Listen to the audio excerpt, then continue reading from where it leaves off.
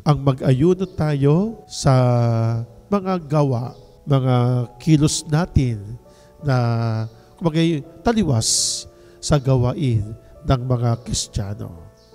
Ang tayo ay mag-ayuno lagi, sa mga pinagbabawal sa atin, pagkain man o mga pagkilos din. Sa binibigay nito ng ating Panginoong Jesucristo tungkol po sa pag-aayuno, sa bandang huli, sino po ang makikinabang? Tayo rin po. Tayo rin na anak ng Diyos.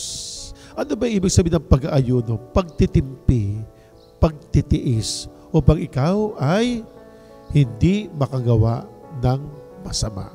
Ang ating Panginoong Diyos ay laging nakatingin sa atin. Ang ating Panginoong Diyos ay laging nagbabantay sa atin upang tayo mahadlangan sa paggawa natin ng mali.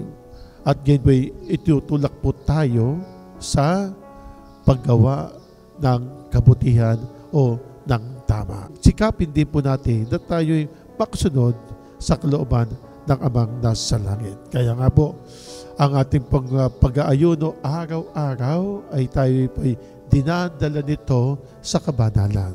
Kabanalan na mula po sa ating Panginoong Diyos.